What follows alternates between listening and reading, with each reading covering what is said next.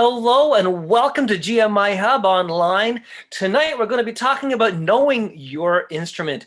And we have with us Rachelle Kelly Gonzalez, and we also have Jeremy Leets, and we're going to hear more about that after we talk to Cheryl. My name is Dale Borland. Yes, this is Cheryl Duke, and this is GMIHub Online. Welcome. So glad you're able to join us. This is going to be a great conversation. How well do you know your instrument? Well, today you're going to probably find out a little bit about how well you know your instrument today as we talk specifically about guitars and about voice. With us, we have Jeremy Leets, who is a luthier. I've never heard the term luthier until I looked it up. He's a custom guitar maker.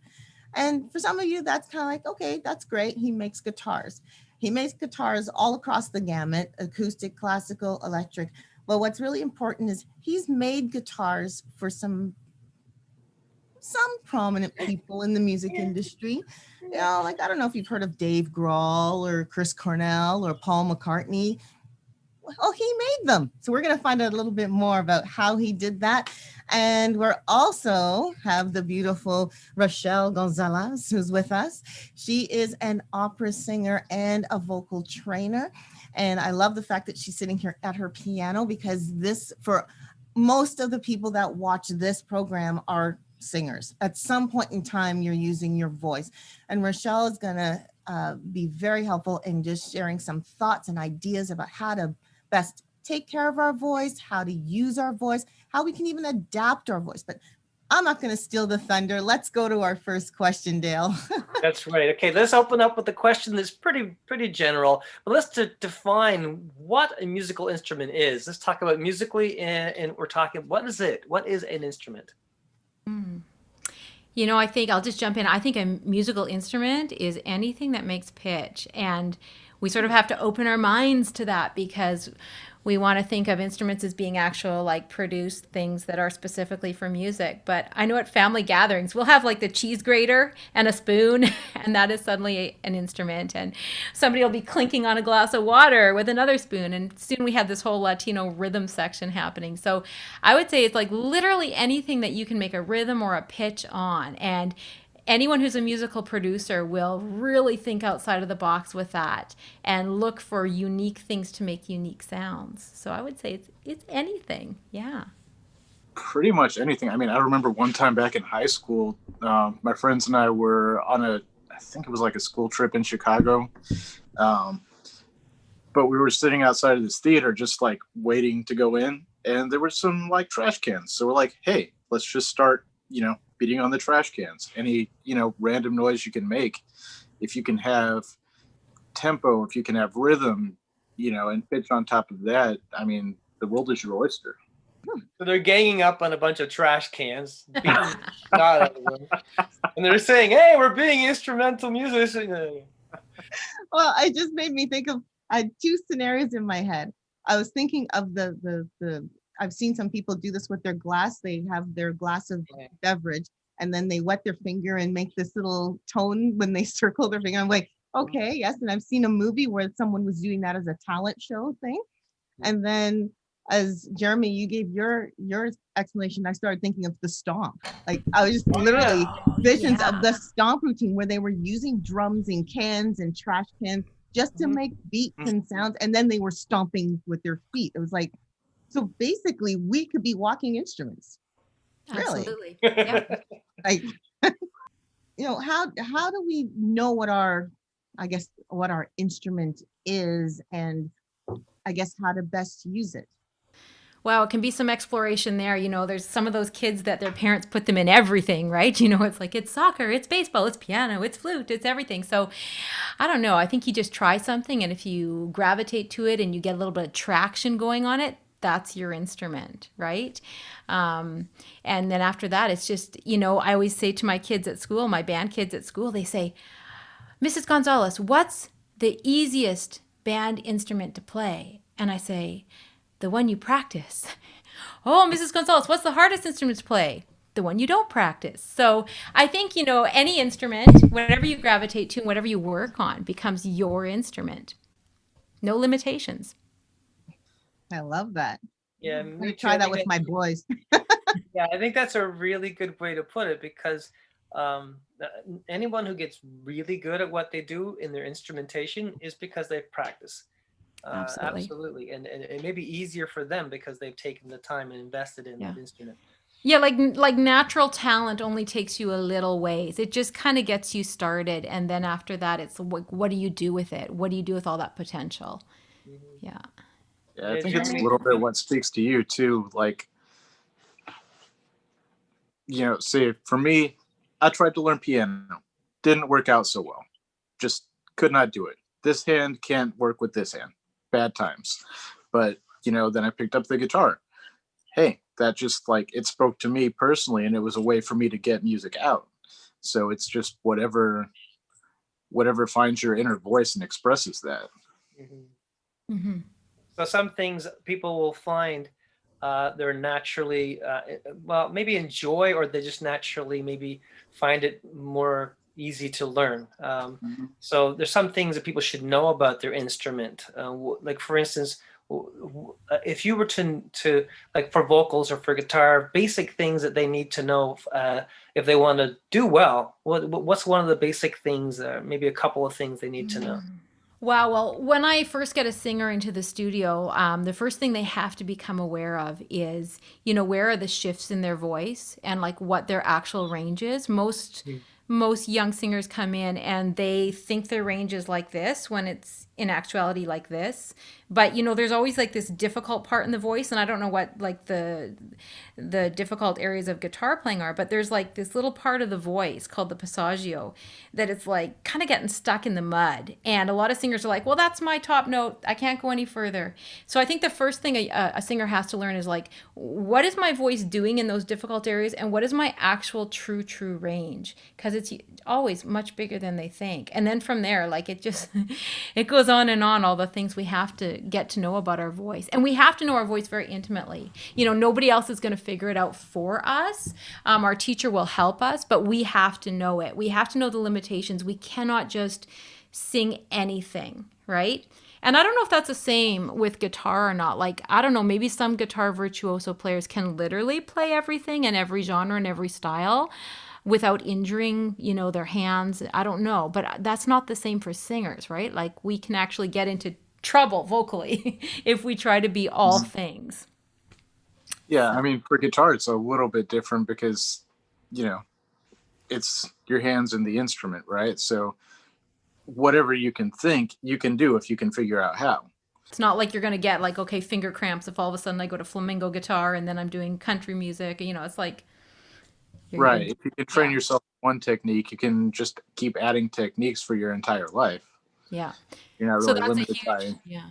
That's a Mhm. huge difference then between guitar and voice, right? Like, you know, um, knowing really what genre best Mhm. suits you as a singer is so important. And like, I don't want to say like stay in your lane because that would get kind of boring.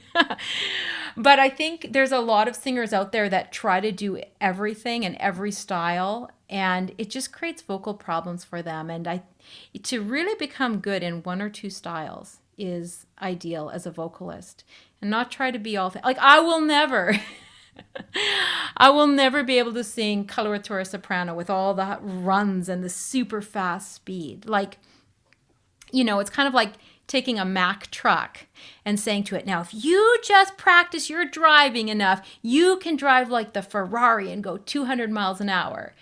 And the Mack truck is trying and trying, and like, it's never going to happen. And the Ferrari is never going to carry 1,000 parcels and deliver them from Amazon, the way that the Mack truck can. And so I think with a singer, like to say, Daryl, like what they need to know, you need to know, like, what kind of singer are you naturally? And like, how far then in your training can you extend that? And just to like accept whatever your limitations are, knowing that within there are also your strengths. So, what characteristic can help a person discover their voice? What are some of those things? You mentioned Yeah. range, but there's some other things. Yeah. So there's so many different types of singers, and like most women are naturally sopranos, but it breaks down into categories even within that. We've got spinto sopranos, coloratura sopranos, lyric sopranos, dramatic sopranos, mezzo sopranos, all these different types. And the more you understand your voice, the more you understand exactly which of those niches best fit you. And a really good teacher is going to help you get there. But listening to your body.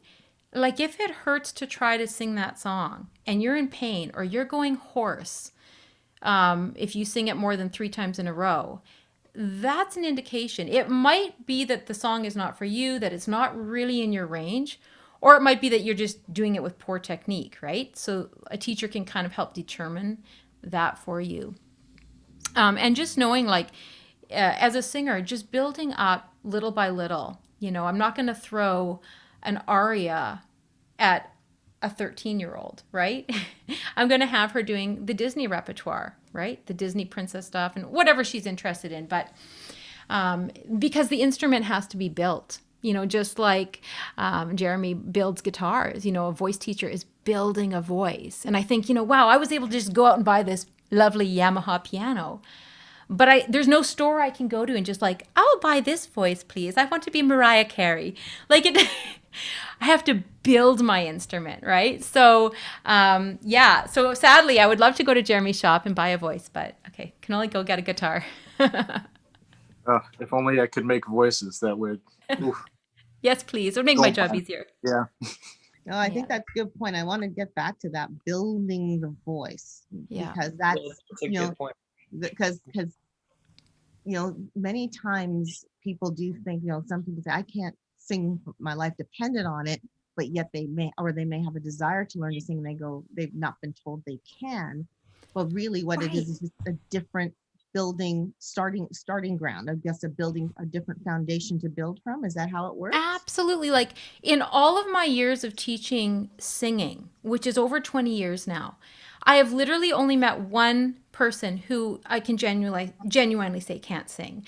And he still came for his weekly lesson, and I was very honest with him, but he enjoyed it for fun. It was a hobby. Okay, he enjoyed making the music. But the only people that truly can't sing are those that, even with a lot of help, cannot match pitch. So if I sing la and you're you can't land, you can't eventually join the note, a lower note, that can be a problem. And that could even be an actual hearing problem, right? But most people can hear and match pitch that sits within their range. And so from there, if you can match pitch, you can learn how to sing. And I've had people come to me before for their first voice lesson, and afterwards the mother or father will call me and be like, so does my kid have it? Like, are they going to be a singer? Are they going to be a star? And I'm thinking, okay, if this was your child's first violin lesson, would you be asking the teacher that same question? Mm-hmm. Well, no, you'd be expecting for the first few years, right? So too with singers. You're going to go to your child's first recital at the end of the year, at the studio recital, and there's going to be a time in their song when they run short of breath. There's going to be a time when their voice shakes with nerves, and there's going to be a few pitches that don't quite land where they need to be. But, you look at singing every 6 months or so, and I have my students record their lessons. And I always say, look back at what you did now that we're in November, look back even at the first lesson in September and compare. That's where you need to see the growth. Okay, I can sing longer phrases. My pitch is improved. My tone color is warmer. Whatever it is that our goals are. Oh yeah, I see the progress on that. But yeah, this idea that you're just going to instantaneously either be a singer or not is such a fallacy. And we discourage so many people from the joy of singing when we say, well, they're not a good singer. Well, would you say that if you've only had 6 months of piano lessons? Nah, you'd know you're in it for the long haul, so. Absolutely. Jeremy, let's hear from you. What characteristics of, I guess, guitar make the guitar unique, knowing that you are a custom guitar builder? I think, well, from a playing standpoint, it's probably one of the more expressive instruments out there because there's so many things you can do, from, bending strings and hitting harmonic notes, or a plethora of techniques that you can pull out of it that you simply can't pull out of any other instrument. So the number of just sounds and tonal palette that you can create is so expressive. You can go from, um, from a very soft, gentle, subdued ballad all the way to a screaming rock and roll monstrosity, in the blink of an eye. Great, yeah. And the characteristics of a guitar, like say someone coming into that maybe they have a very limited knowledge. I guess as far as like the instrument itself, let's just go with an electric guitar just because why not?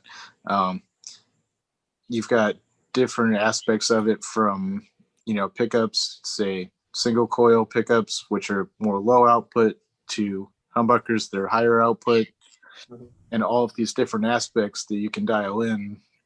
I think it's all an excuse for guitarists to own like hundreds of guitars. Yeah, That's really what I think. All these like nuances. In my head right But now. I've seen some artists have like a single coil pickup, and then they have a humbucker, and so some might say, well, a pickup's a pickup, right? But no, like you said, one's darker and one's brighter. It's got that. Yeah, in some aspects, single coils are more, brighter. You think like country chicken picking sounds, or like surf rock. Humbuckers are more high output, more, if you think like Led Zeppelin or Metallica, or, heavier stuff like that. So you've just got a broad spectrum of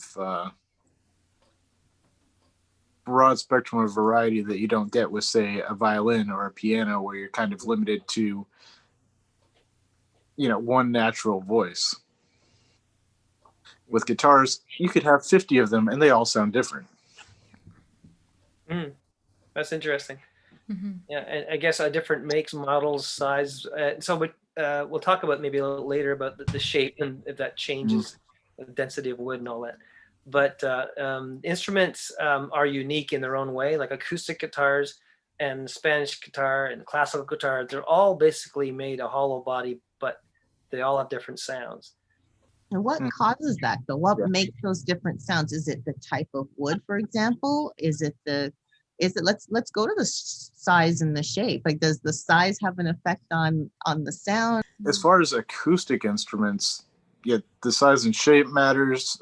Even whether or not an instrument has a cutaway will affect, your low end response a little bit.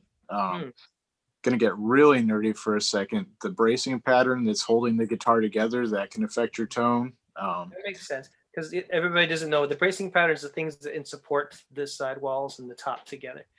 So that will stop the sound, right. Or the bracing is basically the reinforcement on the inside of the guitar that keeps it from falling together like a bunch of matchsticks under the enormous string tension.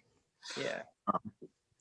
Which, again, another difference. Classical guitars use nylon strings, which are a much lower tension, have a much warmer sound. Versus steel string guitars use steel, phosphor bronze, whatever alloy mixture you prefer, but that comes with a much higher tension and a brighter tone. So the nylon strings also will change the tone.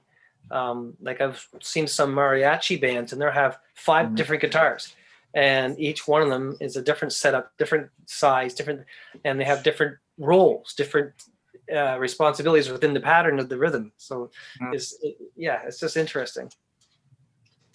Yeah, and even with that, you notice the different, like, say, what is it, a Bajo Sexto, the really big, weird one, has an entirely different tone and response to, say, a flamenco guitar.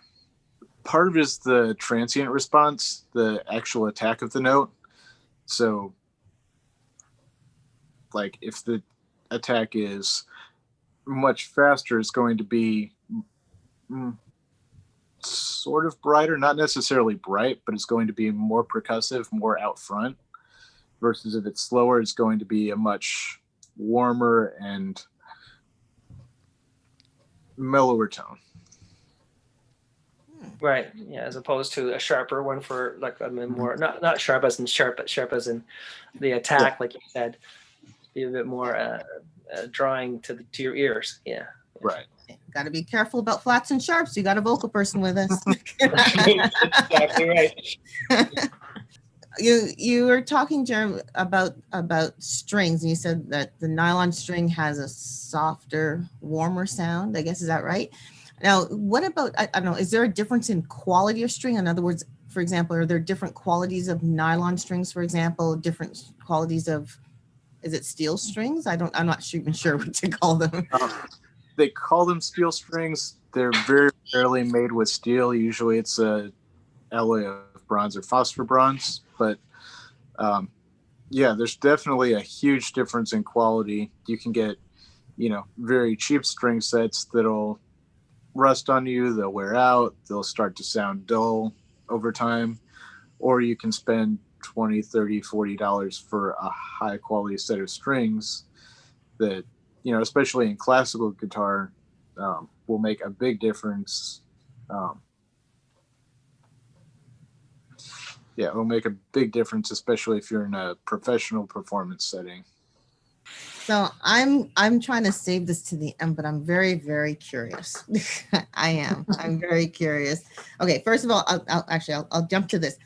So what makes an instrument, this is kind of to both of you, what are some things that can help make an instrument adapt to different situations? Or is that possible at all? Yeah, I mean, it is. Like, I think singers are really great imitators. We imitate a lot of different languages when we sing, even though we don't necessarily speak those languages. We imitate languages, and we imitate different sounds that we hear, because I don't have a button on me to push to get out a note, right? So it has to be in my imagination. It has to be sort of heard in my mind for me to produce it. So I think you can get to different tones and different styles by listening to those genres. But it has to do a lot with sort of what you're listening to, what you're singing along to, where your comfort is. Yeah. To piggyback off of that, I'd say a lot of it, at least from a guitarist standpoint, probably from vocals too, is just spending the time to really dig in and know your craft. Because obviously the more time you learn, the more familiar you are with whatever instrument you're playing, the more you can pull out of it, the more you can naturally speak through it however you want to speak. Right.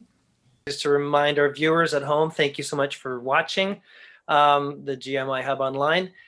We have special guests on our panel today. We have Rachelle Gonzalez, we've got Jeremy Leets, and they're both in their own field working in instruments. And we're going to talk about knowing your instrument.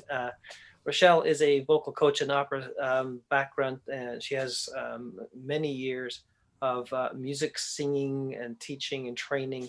And we have Jeremy, who has made guitars and makes great instruments from acoustic, electric, and bass guitars, and full knowledge of different types of guitars and amazing information that I'm just learning about so many things. So we were talking earlier about different types of wood making maybe different sounds, and for you, what's the best kind of wood to make a guitar from, or would that depend on what your sound you're looking for? It really depends what sound you're looking for. My personal favorite is Babinga, which is an African rosewood, probably one of the heaviest, densest woods you can find. So I have a Telecaster that weighs about 15 pounds, which, if you're familiar with guitars, is about 3 times the weight of a normal guitar. Oh, But so does that help in your resonance? Does it help in Yeah, What is it gives it the density of the wood gives it a very, very tight, punchy, percussive tone. Um, versus say something like alder, which is a more standard wood. It has a mid-rangey kind of a tone, not quite as bright and punchy as that. But yeah, a big part of what I do in my own personal craft is to take the different wood species, balance them out, and really, really dial in the response of the instrument it? to a level that you're never going to get out of a standard production line guitar. So what about an injection molded guitar or something like that, or a plexi body guitar? Injection molded. So are you talking? Okay, I can think of a few brands over the years, and firstly, not all of them are created equal. That's for sure. But depending on what kind of material you're using, if you want to go that route, it can be a very consistent way to get a dialed in tone. If you know what you're shooting for. Right. I believe most of them are like epoxy type of thing. That. Yeah, I mean, you'll see those like plexiglass guitars every once in a while. I think BC Rich has made a ton of them in, all sorts of weird, wacky colors, green and orange and whatever. They don't sound bad.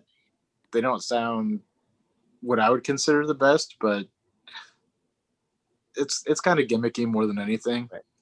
Rachelle, I'm going to jump in here. I want to go back to your comment about building your instrument.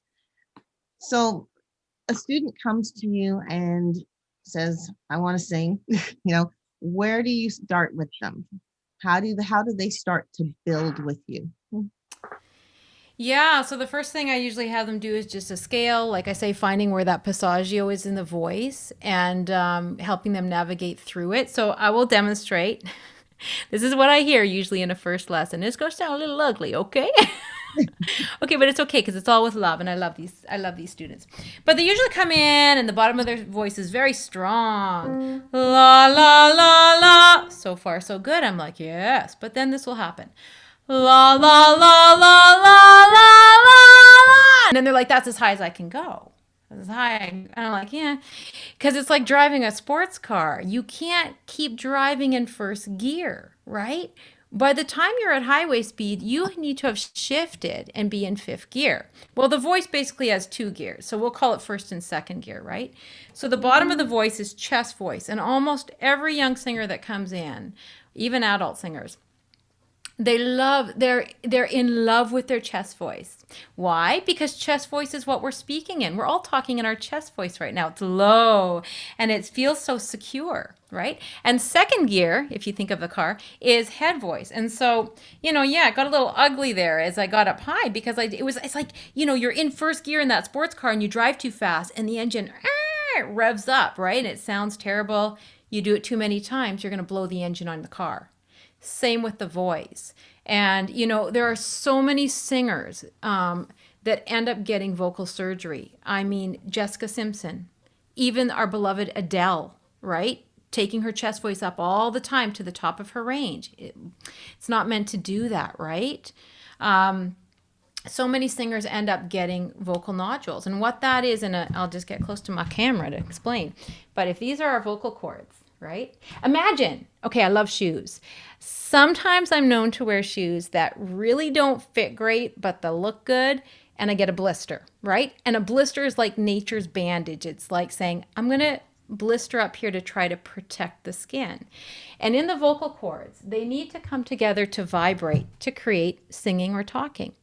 And when we've abused our voice and sang in that low chest voice too high, the voice is like, ow, ow, ow. And the first thing that will happen is the singer will usually have to clear their throat a lot. That's usually a first symptom.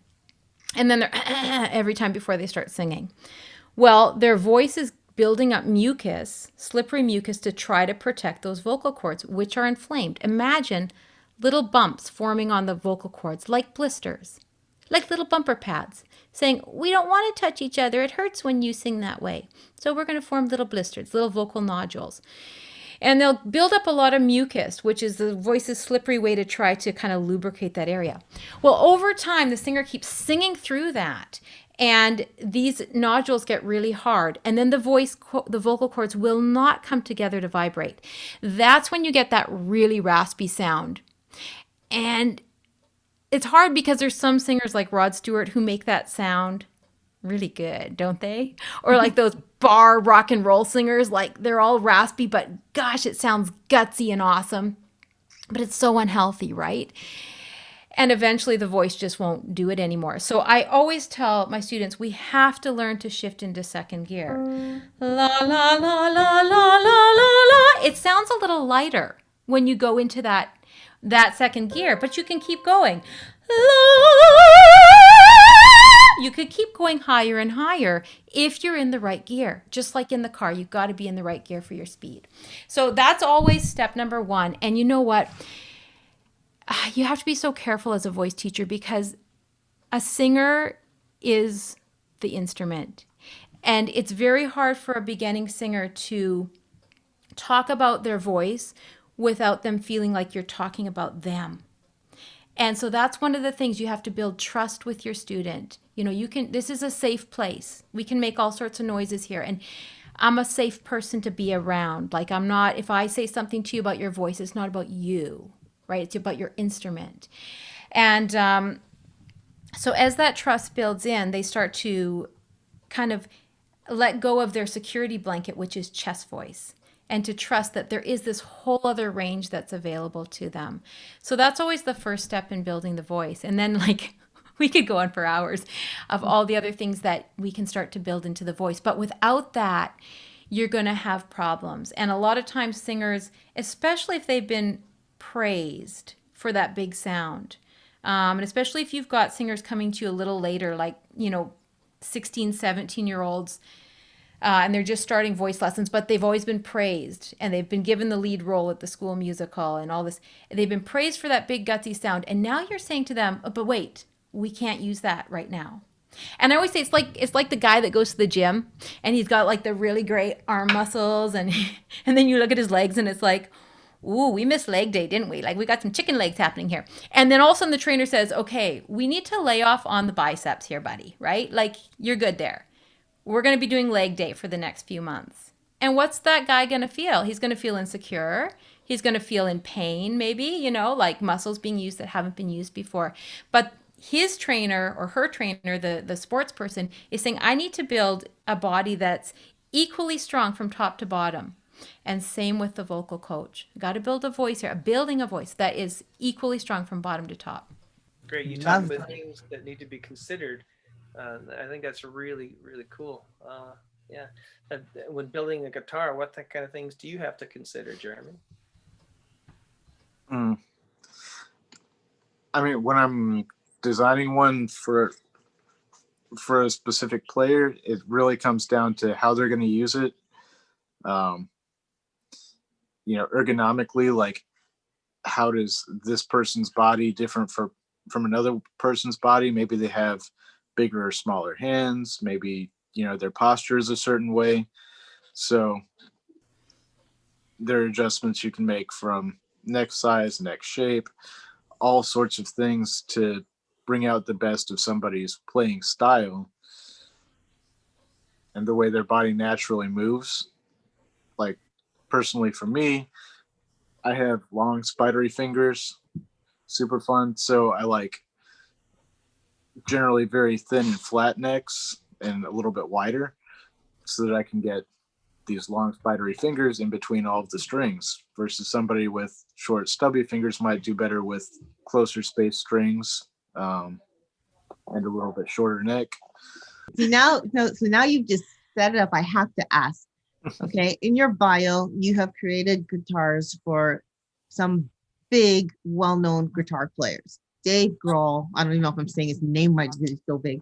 Chris Cornell, Paul McCartney, the Sir Paul McCartney. You built guitars for these people. I'm very curious. I don't know if you can remember all of it, but what were the differences when you made guitars? Like when you made a guitar for Dave Grohl, what was specific to him that would not be for, say, Paul McCartney or Chris Cornell?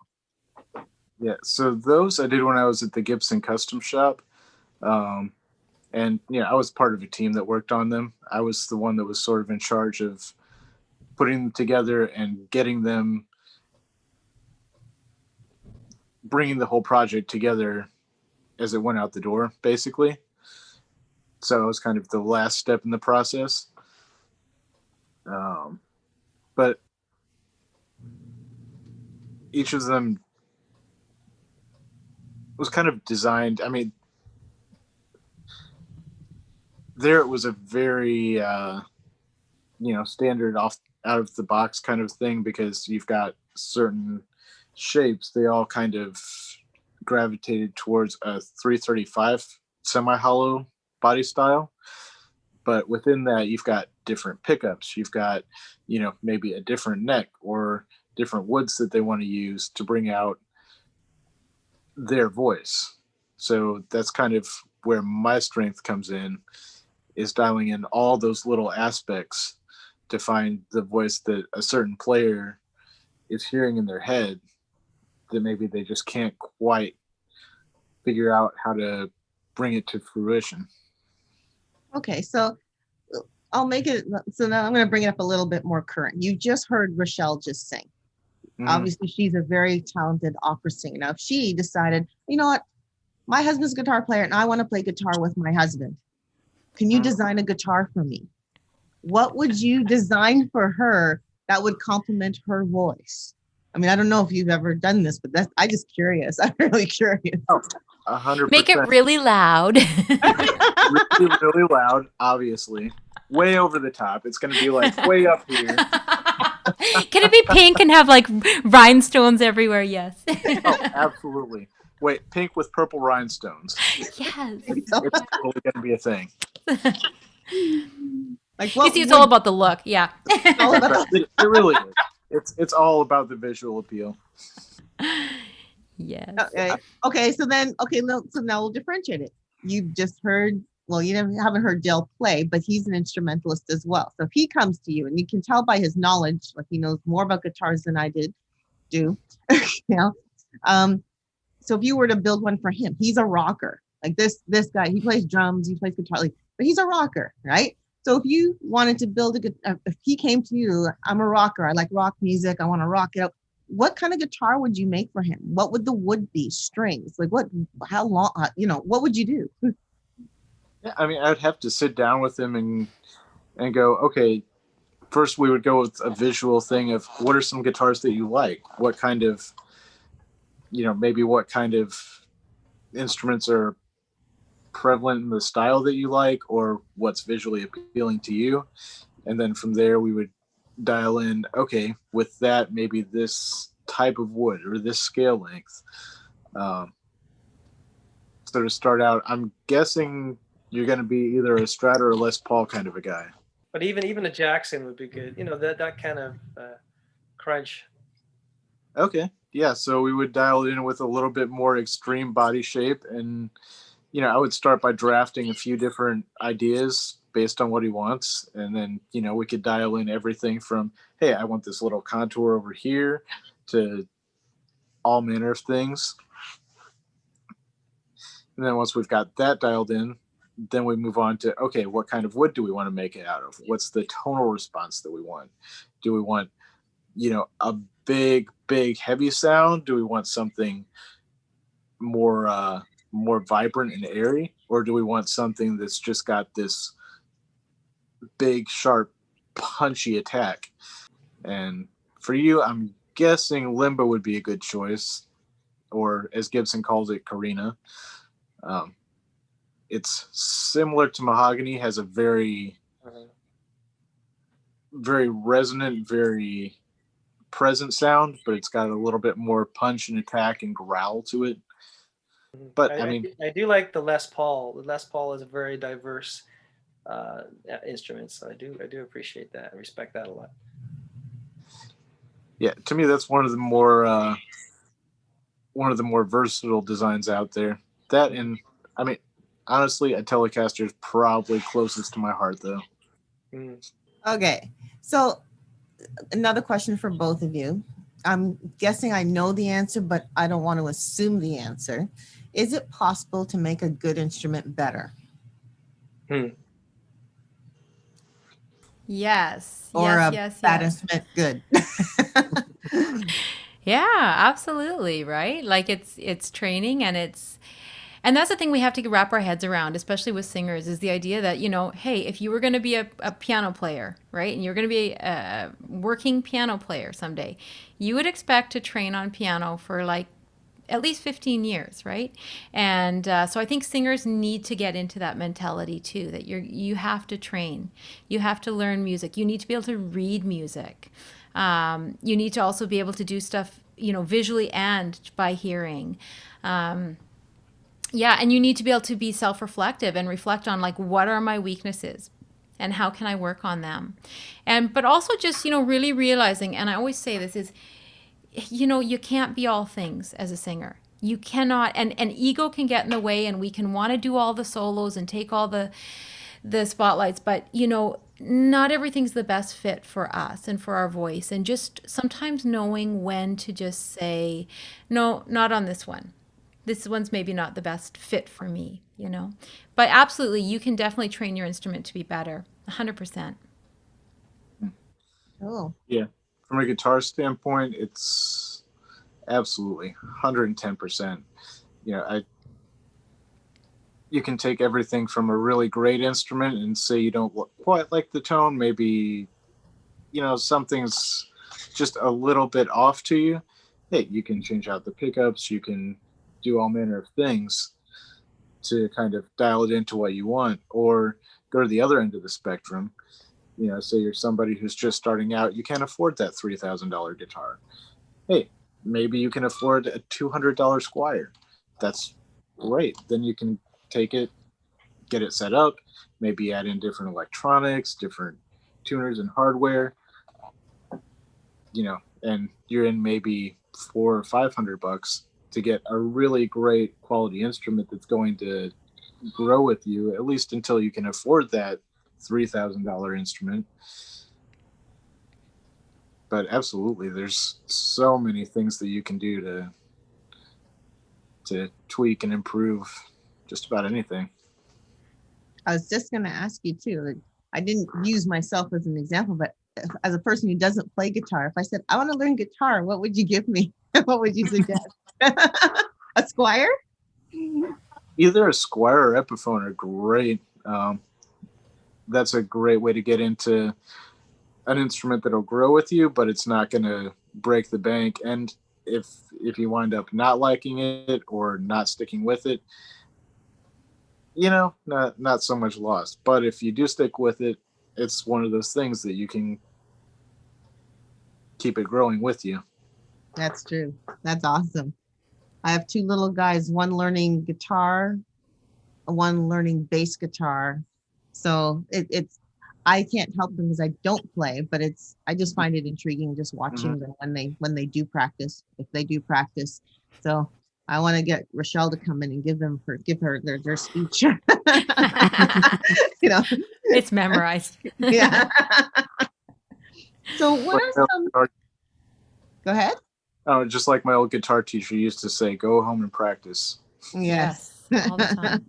Now I'm going to share this little story, and to be honest with you, I don't know names, but I did hear about this, and I heard about this person who's a performer. Again, don't know the name, but I just know this person was about to go on stage, but had I guess laryngitis or something wrong with their being able to output their voice, but they knew they had to get on stage. They knew it was expected of them to do this concert. So this individual decided, okay, I've got to sing. I got to get my voice back. So this is what I'm going to do. He literally drank peroxide, did his whole set. And then after that was laid out for the next few days in terms of, getting his body straight. I bring that story to you because it begs the question, what's the best way to take care of our instrument? Well, gosh, that's actually a very fascinating story. We do not recommend drinking peroxide at all, but just disclaimer out there. You as a singer, you are the instrument, and guess what? You get sick. And when our bodies are under stress, which we are under stress when we have a gig coming up, right? It's a lot of pressure on you. And oftentimes the first thing to go in your body is the area that is stressed. And so it'll go to your voice and you can lose your voice. Now, if you are a highly, highly, highly trained singer, there are ways around this. If there is no understudy, I one time did an opera, A Mall in the Night Visitors, and I was the lead soprano, and there was no understudy. There was nobody else, right? And I lost my voice, laryngitis. I went to my doctor, and I got a cortisol shot to reduce the swelling on my vocal cords. I knew that I know how to sing safely. I know how to sing with good techniques. I just needed the swelling to go down. You know, it was a combination of this really bad head cold and all the pressure that we were under at that time. And so I know that there are professional singers who will do that as a last resort. I would never recommend that to an amateur singer, because what's going to happen? You're going to be like, yeah, my voice is back, because, you know, the swellings went down from this shot. And what are you going to do as an amateur? You're going to oversing, you're not going to sing safe, and you're going to do damage. So, you know, there are little things. But, you know, the best thing to take care of your voice as a singer is rest. You cannot be staying up, you know, till 1 a.m. And you have to know, and this was like my voice teacher in university. She would sometimes find me in the practice rooms at like 10 o'clock at night, and she was horrified, you know, like, what are you doing? And I, you know, you're young and, you know, think you're invincible. But she was saying, like, no, you have a limit. And she taught me that as a singer, it's like you have a pile of gold coins. You get the same amount of gold coins every morning when you wake up. And how you spend them is up to you. But when they're gone, they are gone. So if you're talking all day, if you're shouting, if you're laughing hysterically, you're spending gold coins. And so a lot of times in rehearsals, opera singers will do what's called marking. And, you know, you're singing, but you're not really full voice. And you're just kind of humming and marking the place where you are in the music, so that your colleagues aren't left high and dry, but you're not singing full out. You maybe drop down an octave lower if it's a high part, and you're just conserving, and saving your voice for the show. And I remember one time I was sick again. Well, I don't know, all these sick stories. I think as singers, when we're sick, it like burns in our memory because it's like really intense. But I had to do a televised Handel's Messiah as the soloist. And I was sick. And so my friends were bringing me throat lozenges and tea and every kind of homemade remedy. And my voice came back about 24 hours before the show. It came back. And my teacher said, don't keep checking to make sure it's there. You know, don't keep trying to sing the note to make sure you have it. You have only 1 gold coin today.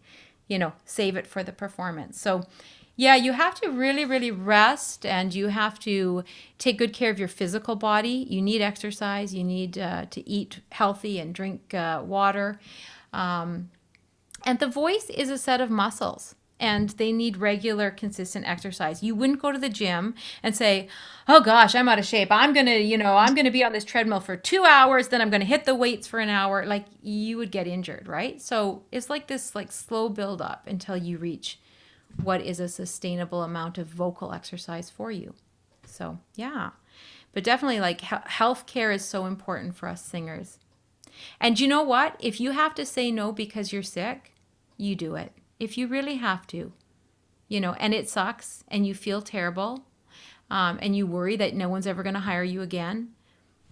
But you know what? There's sometimes that is the only last resort. So it is what it is. We are the instrument. One thing I'm going to ask after I ask Jeremy is I want to learn some exercises for the vocal cords. Sure. But before we go there, Jeremy, are there ways, like in what ways can we take care of our instrument if our instrument is a guitar? So I'm going to turn this on its side just a little bit, because taking care of a guitar is fairly simple. Get a case for it. Don't beat it up. Keep it comfortable. You know, if you're hot or cold, your guitar shouldn't be in, you know, extreme temperatures, you know, that you wouldn't be comfortable in. But with that said, the bigger thing on caring for your instrument or your musical ability is really your hands. Just like taking care of your vocal cords, you have a lot of tendons, a lot of little moving parts in your hands that can wear out. They can get fatigued. They can even, under extreme circumstances, you can get very bad nerve damage that can be nearly debilitating. I've had that several times. There's a form of tendonitis that affects the thumb that's very common for guitar players. So stretching your hands, that whole kind of deal, keeping them limber and well taken care of. Don't overexert. If it hurts, stop playing for a while. These are things that people don't really think of. I didn't until I was halfway through college and going, man, why does my hand hurt? I don't get it. But, it's definitely something to be proactive about, and just pay attention to your body. If it hurts, give it a rest. I've heard that, and again, I don't play guitar, so I don't know for sure, but I've heard people gain calluses and so forth on their fingers because of the stringing. Is that true? Oh, yeah, 100%. You So- could, Especially acoustic guitar, especially because the strings are so rough. mhm. Yeah, the thicker and heavier the strings, I've noticed that I get pretty decent calluses with if I play bass consistently for a few weeks too. But yeah, that's definitely a thing. If you compare this right hand, my fingertips are nice and soft. My left hand, not so much. They're definitely a bit rougher and more callous just from playing all the time. Yeah. So I was just thinking, when you said limber up your fingers, I had the visions of people with guitars. They're always doing this thing. I don't know if you can see what I'm doing with my fingers. So that's what they're doing. They're just limbering up their fingers like that. Yeah, and there are a lot of different stretches you can do. And there are people who are much more professional than I to get tips on that from. But, the big part about it is stretching out all through here. You've got a bunch of nerves and tendons that are all running through this tiny little area right here. And the more you move it about, the more you're, Get playing, more limber. stretching yourself around. Obviously, those areas will start to wear out. Right, So, right. It's a combination of stretching, taking appropriate, rest periods. If you're exerting yourself a lot, take a break.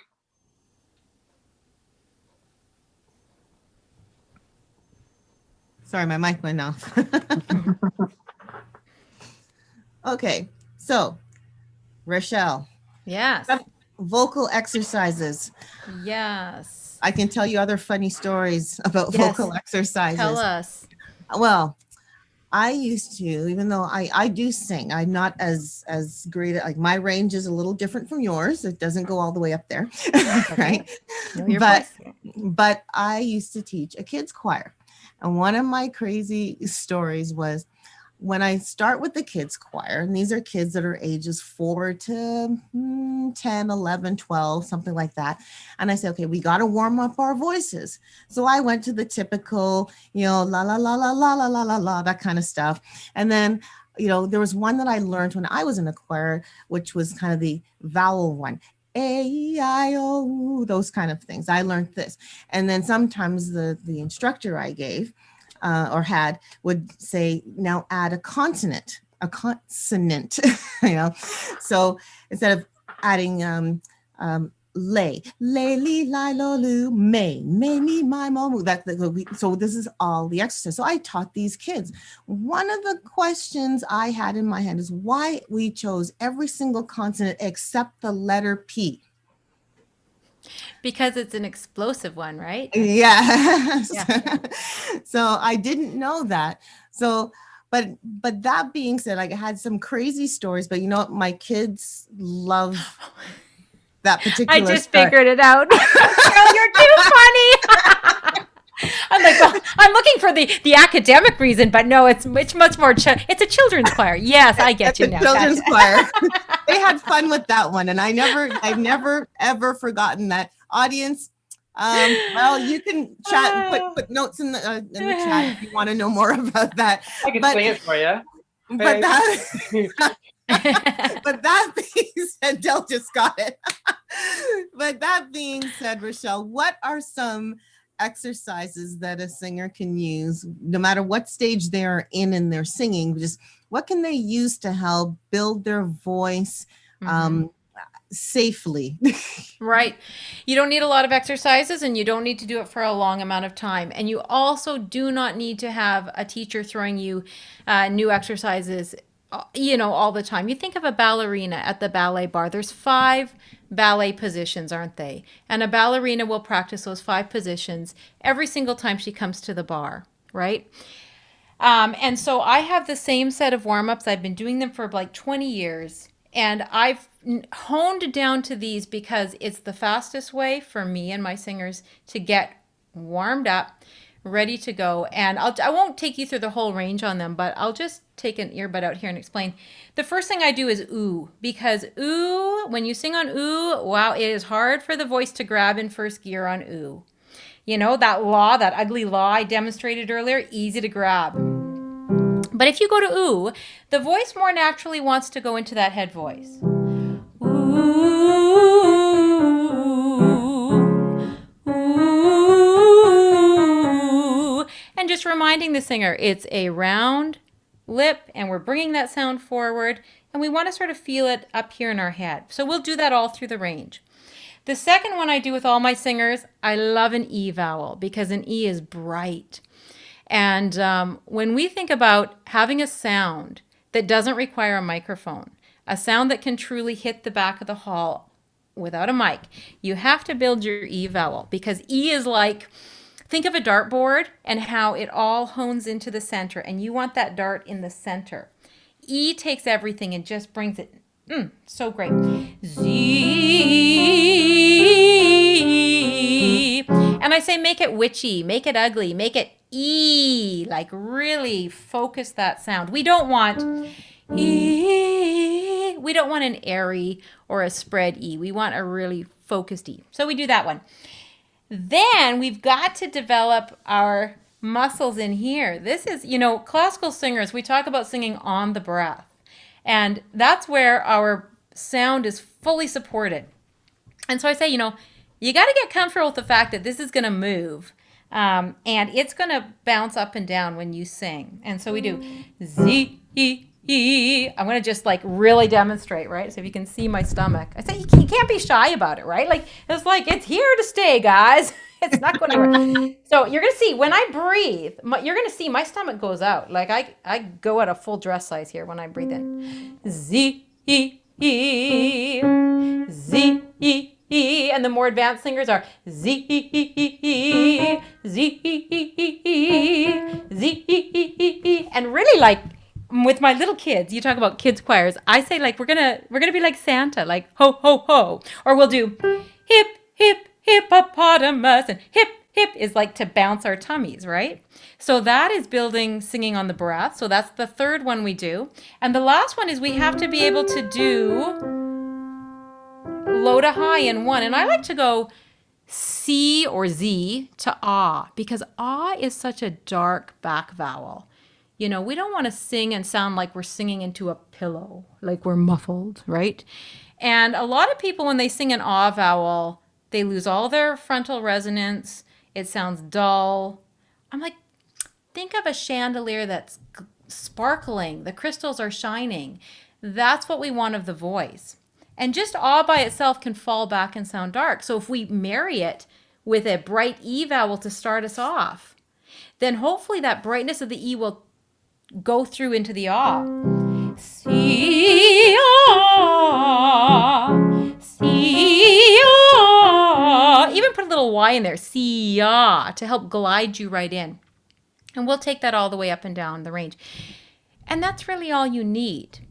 It's really all you need. If I have a student that's really getting stuck in the passaggio, we might work chromatically there. Z. just to work in that danger zone, as long as they're in the correct gear, their voice. But yeah, you don't. And if you're in the car and you don't have time to do a lot of stuff, you just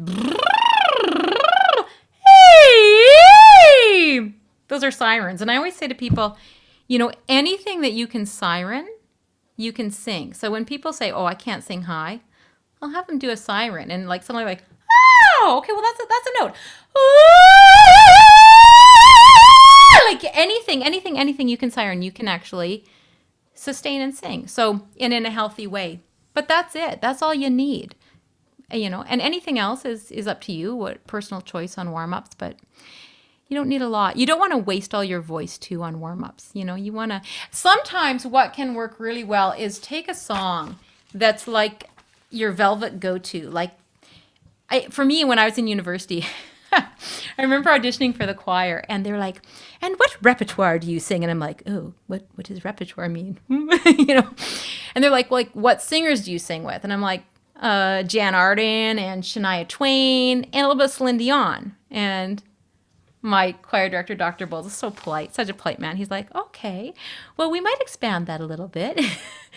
So, but back in the college days, if I ever had trouble like finding my voice, I would put on the Celine Dion CD in my car, and I would turn it up loud, and I would sing along with her, and my voice would come to me.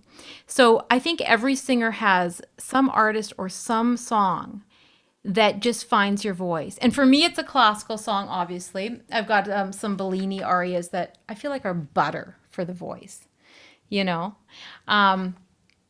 And so I'll just sing through some of that, and it's like, oh yeah, there she is. She's back, So, and then, just not to run around mixing a lot of genres in one day. That can get you into a little bit of trouble.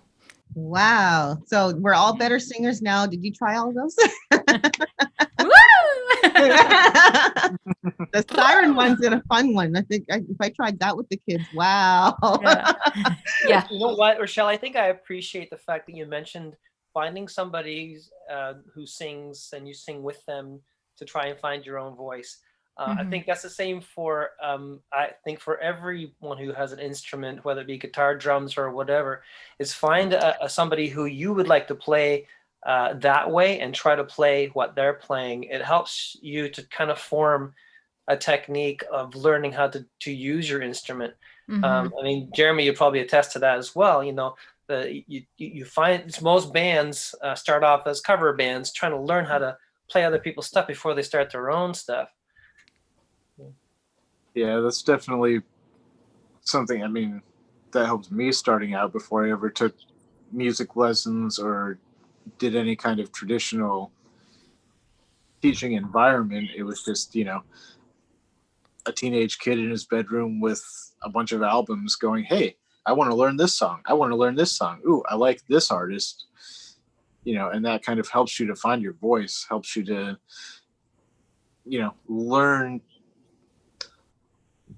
learn things that you like to hear and learn to express those. And eventually those are added to your vocabulary. Now, before we go, I always like to ask one question at the end. We've had a great time with you guys. I appreciate your time, Rachelle and Jeremy. It's been really, really good. But if we had 3 points that you wanted to give to somebody about what you've been talking about, and maybe from your own experience, you would like to say to them, what would they be? Give me 3 points of things you'd like to say. Go ahead, Jeremy. Yes, you take the hard question first. Sure. So, number one, I would say just find your voice. Be willing to explore. Don't be locked down by what may be a traditional method of, you have to learn this way, you have to learn to read music, or you have to learn by ear. Find what works for you and just be willing to explore. Especially on the guitar, like we said before, it's such a versatile instrument with so many ways to pull different sounds and textures and all sorts of things that you can say. So open up, explore. You may make a sound that sounds awful. And you may wind up using it 10 years later because you're like, wow, that sounds cool right there. And then along with that, again, the very big thing as a guitarist, take care of your hands. I cannot stress that enough. If it hurts, there's a problem and it needs to be fixed. It should not hurt to play. It should not feel uncomfortable. I mean, yeah, learning new chords, new ways of stretching. Yeah, it might feel a little weird, a little uncomfortable, but it shouldn't hurt you. So it's very, very important to just take good care of your body and listen to it. Very true. Point number 3, have fun. Rock out. Yeah. I see we have a visitor. Yes, this is Coco. He loves being near the piano, and he loves the students when they're here, and he's just sort of like our little mascot. It looks like a sweetie. My kids are upstairs. So Rachelle, how about you then? What were the 3 things you'd like to say? Yeah, I want to say, like, nobody in the world has your exact voice, and nobody has lived your exact life experience. So don't compare yourself to any other singer. It's coming from you. Express it your way. And don't fall in the trap of competing and comparing. There's always going to be somebody who can sing higher, faster, fancier than you, and that doesn't matter. The biggest thing with singing is you are telling a story, and people need to believe your story. If you can't connect to the audience, if they can't believe and invest and buy into your song, then you need to work on that. It has to come from an authentic place. And that only comes when we really believe in ourselves. Like when I can really stand here and say, like, yeah, I know I'm not the world's greatest opera singer. I know I'm not the greatest whatever. But I have a story to tell, and I can interpret this song in a way that's meaningful to me. That's what connects to an audience. So, and then the second thing is you have to work on your craft, singers. Okay? Don't buy into this notion that you're born with it or you're not. You have to work on it just like every other instrument person out there. And the third thing is, just as Jeremy was saying, you have got to take care of your instrument. You have to exercise it daily. Singing can be something that you enjoy until the very, very end of life. There are choirs filled with people in their 80s and their 90s who are loving still to sing and make music. And if you continue to take care of your voice, you can enjoy that for your life. And what a joy it is. It is such a joy to sing. And so enjoy your voice. You're the only one who has your voice. Rachelle, Jeremy, I can only say that I've learned a lot from you both. Thank you so much for joining us and sharing your thoughts, your ideas, your knowledge in this particular area. Audience, as you are watching this, I don't know where you would get this quality of knowledge, but take advantage of it. Share it with somebody. This will repeat here on YouTube, so go ahead and share this with somebody else and help them learn. Take advantage of the exercises that you've heard demonstrated here. If you're interested in getting a custom-made guitar, we can connect you with Jeremy. If you want some vocal lessons, we can connect you with Rachelle. I don't know if they're actually looking for new customers, but hey, there's a plug. Thank you. Yes. You're like, yeah, whatever, you'll take it. Well, possibly. And if not, we can hook you up with somebody who is, because that's the thing, you have to study with somebody who is really knowledgeable in voice, because they are building your instrument. And it can't just be somebody who enjoys singing and is kind of good at it. You need to be with somebody who really knows what they're doing. So whether I'm full or not, I mean, I definitely can connect people to amazing people in the Toronto area. And now with online lessons, guys, you can be anywhere in the world and study with the best of the best. So take advantage, like Cheryl says, take advantage. Take advantage of it for sure. Piano wanted the last key. There It you go. wanted the last word.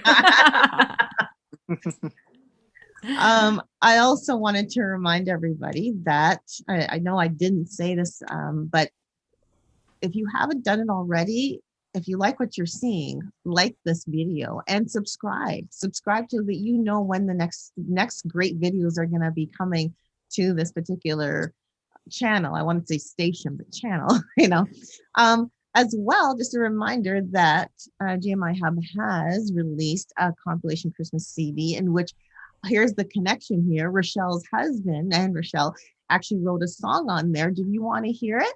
If you do, you've got to go to gmihub.bandcamp.com to go and find it. Hint, look for Gonzalez. Okay. Christmas is, yes. Christmas is the song we actually featured a couple weeks ago. Johnny was on, her husband was on with Rachelle, and they were talking about that particular song. You can always check back on the channel for that episode to learn more about Christmas is and hear a little bit of a sample of it. But if you, again, want to go get your own copy or want to buy one for a friend, go to gmihub.bandcamp.com and you can go right there and listen to it. If you have any requests for information, go to our website, gospelmusicindustryhub.com. Visit us on our social medias, which we have listed below this video now. But right now, I just want to say thank you for joining us once again. Christmas is coming, guys. Christmas is coming. So we're looking forward to some, well, just stay tuned. There's some great things that are coming our way. And so we want you to check back with us next Monday right here, 7 p.m. You guys have a great week. And again, Rachelle, Jeremy, thank you so much. Dale, awesome hosting as usual. Thanks for being here. We'll see you guys next week. Remember, the GMI Hub promotes unity, community, mentorship and talent growth. Bye.